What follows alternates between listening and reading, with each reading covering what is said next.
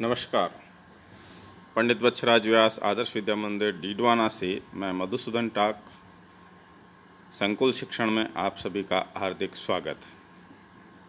कक्षा सप्तमी में हम विषय गणित में भिन्न एवं दशमलव संख्याओं के अंतर्गत प्रश्नावली 2.3 का अध्ययन कर रहे हैं। आज प्रश्नावली 2.4 भी प्रारंभ करेंगे। आइए प्रारंभ करते हैं। प्रश्नावली 2.3 में हमने 7 प्रश्न हल कर लिए थे। 8वां प्रश्न हमको दिया है। इसमें 2 प्रश्न एक जैसे दिए हैं।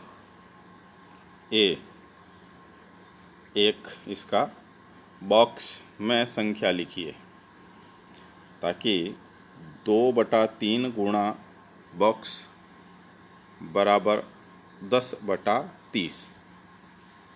और इसी को आगे बढ़ाते हुए दूसरा प्रश्न पूछा है, बॉक्स में प्राप्त संख्या का न्यूनतम रूप है, तो वह न्यूनतम रूप हमको दर्शाना है। ठीक ऐसा ही बी प्रश्न भी पूछा गया है, उसका हल भी हमें करना है। ए का हल करते हैं। यहाँ पर देखिए, हमको जो बॉक्स दिया था उसके स्थान पर यहाँ संख्या लिखनी है। वह संख्या कैसे आएगी, इसका हल करते हैं। जो प्रारंभ में हमको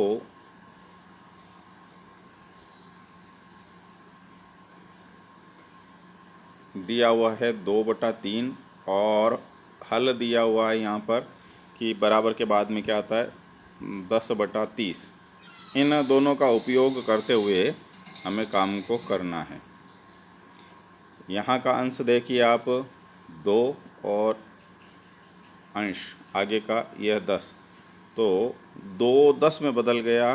हमें 10 में 2 का भाग दे करके देखना पड़ेगा। अंश में अंश का भाग देंगे तो यहाँ पर देखिए हमने प्रक्रिया को लिखा है। 10 में 2 का भाग दिया, वह जाता है 5 बार, तो हमने बॉक्स में अंश लिख दिया 5। ठीक ऐसे ही इस हर का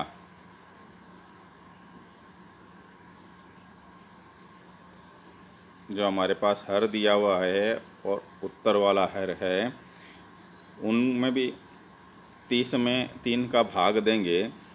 तो 30 में 3 का भाग दिया तो हमारे पास में आया 10, तो हमने उसको बॉक्स में हर के रूप में लिख दिया 10। हमारा उत्तर हो गया कि बॉक्स के अंदर जो है संख्या 5/10 आएगी। 5 यहाँ प्राप्त हुआ था हमें और 10 यहाँ, दोनों संख्याएं हमने लिखी 5/10। तो बॉक्स का उत्तर 5/10 ये आएगा, ये हमने संकेत किया। अभी इसी ए का जो दूसरा है उसमें जो पूछा गया है कि इसका न्यूनतम रूप लिखिए, तो बॉक्स वाली संख्या हमने लिखी। अब ध्यान करिए, इन दोनों में ही अंश और हर में 5 का भाग जाता है, तो इसको विभाजित करके लिख देते हैं। 5 के अगर 2 टुकड़े करें तो 5 एकम 5, तो 1 गुणा 5। और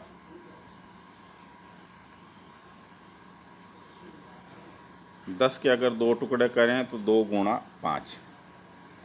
अब ध्यान करिए, ये 5 से 5 कट जाएगा। 5 से 5 कट जाएगा तो हमारे पास में यह संख्या 1/2 बचेगी, और 1/2 इसका न्यूनतम रूप है।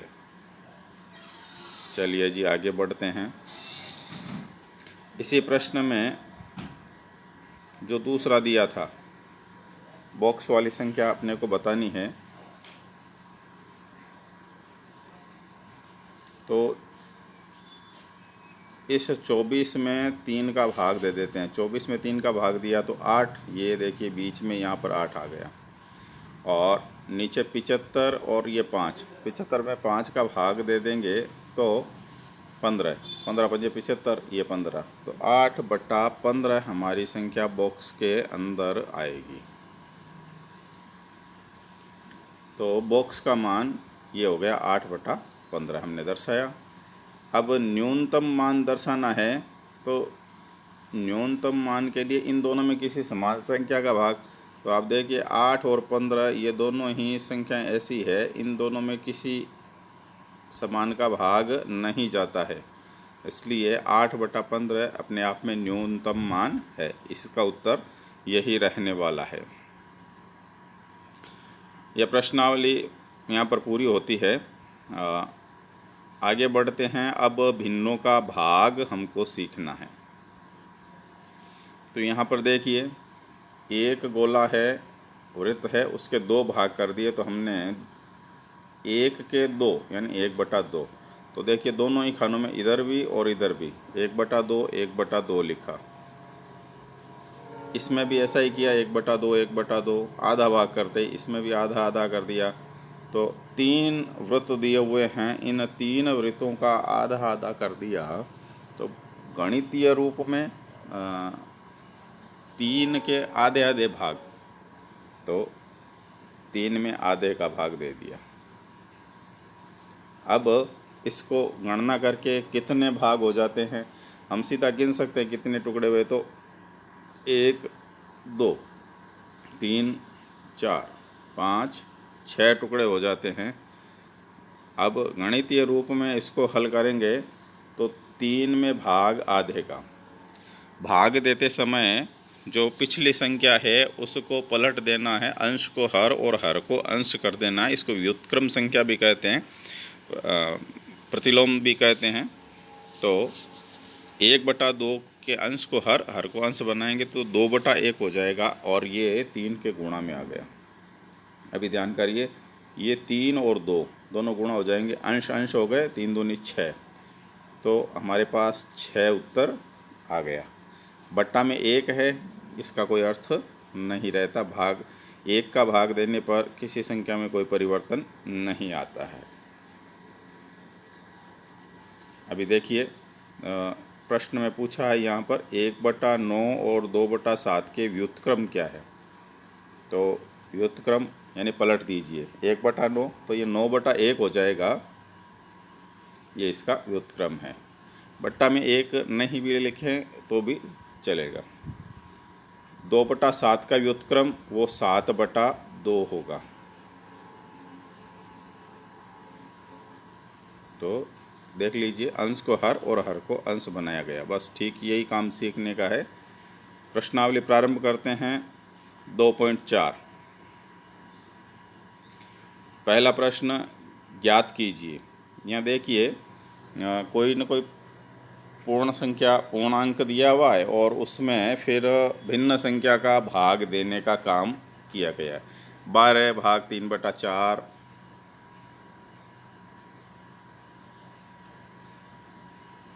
यहाँ पर 14 भाग 5/6, 8 भाग 7/3, ऐसे पूर्ण संख्या पूर्णांक में भिन्न संख्या का भाग। चलिए हल करते हैं। इसका पहला 12 भाग 3/4, तो इस 3/4 को पलट देंगे, 4/3 कर देंगे। ये देखिए कर दिया। अब इस 3 का, नीचे वाले 3 का भाग 3 में 1 बार जाता है, 12 में 4 बार जाता है। तो इस 4 और 4 को अंश में गुणा कर देंगे, नीचे हर कट गया, 4 और 4 का गुणा करेंगे तो हो जाएगा 4 चौके 16। इसका ये हल हो गया। दूसरे में दिया था 14 भाग 5/6, 5/6 को पलट देंगे तो 6/5 हो जाएगा। अभी ऊपर नीचे और तिरछी संख्याएं नहीं कट रही है, तो ऐसे में अंश अंश को गुणा कर देंगे तो यहाँ पर 14 और 6 गुणा हो जाएंगे, 14 छक्के 84, तो यह 84/5 उत्तर आ गया। इसको मिश्रित भिन्न में दे देते हैं। 5 का भाग 84 में देंगे, 16 पंजे 80, तो 16 पूर्णांक हो गया, 4 बचे वो ऊपर अंश के रूप में, 5 हर के रूप में। चलिए दूसरा प्रश्न करते हैं आगे। इसी का तीसरा, 8 भाग 7/3, तो 7/3 को हम पलट देंगे। इसमें भाग देने वाली संख्या को पलटते ही भाग के स्थान पर गुणा का निशान बना देते हैं। ये गुणा का निशान हो गया।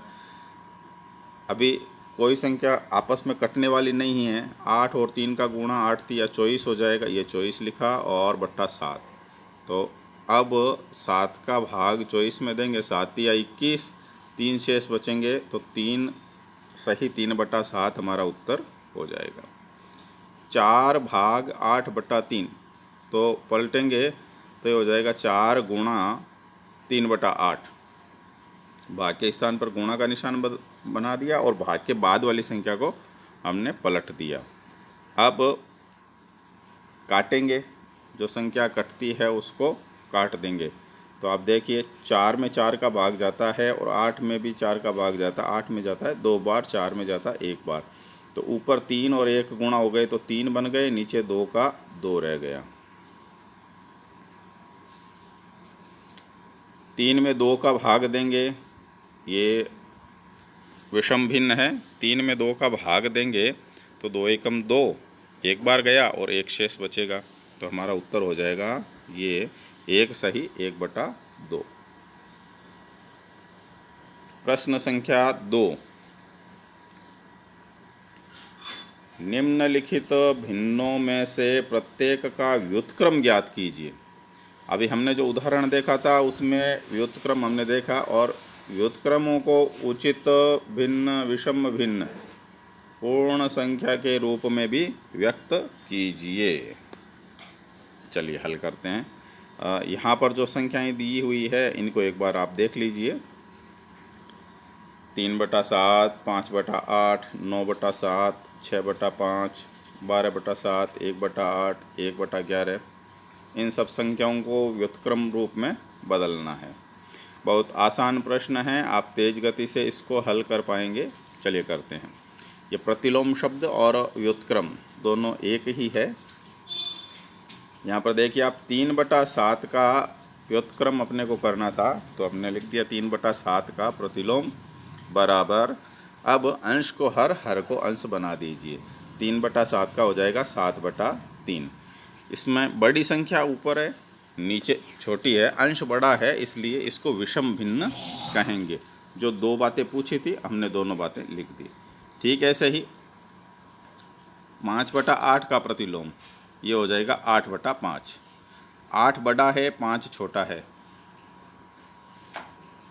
तो यह भी विषम भिन्न ही होगी।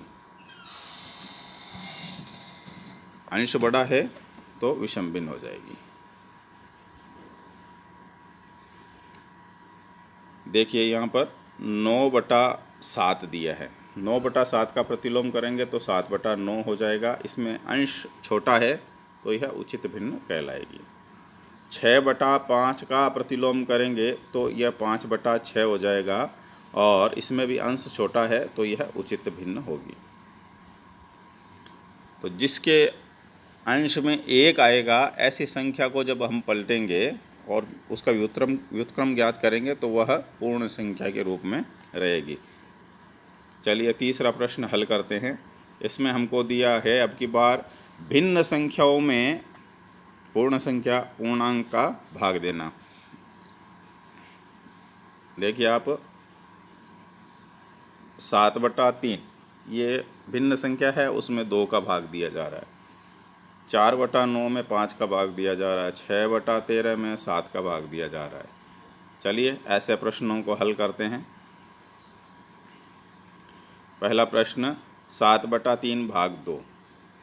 हमने सीखा इसमें कि जिस संख्या का भाग देना है, जब भिन्न संख्या आ जाए तो भाग देने वाली संख्या को, यानी भाग के निशान के तुरंत बाद में आने वाली संख्या को व्युत्क्रम कर दीजिए, उसको पलट दीजिए। तो यहाँ पर 2 है, इसके स्थान पर 1/2 आ जाएगा। तो ये बन जाएगी 7/3 गुणा 1/2। अब इसके अंश को अंश से और हर को हर से गुणा कर देंगे तो ऊपर 7 और 1 का गुणा होगा, नीचे 3 और 2 का गुणा होगा, तो ये बन जाएगा 7/6।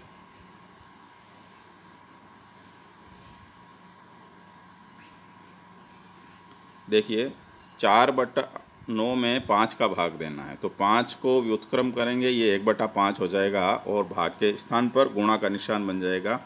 4/9 गुणा 1/5, अंश अंश का गुणा करेंगे, हर हर का गुणा करेंगे, 4 और 1 का गुणा 4, 9 पंजे 45, ये हमारा उत्तर हो जाएगा।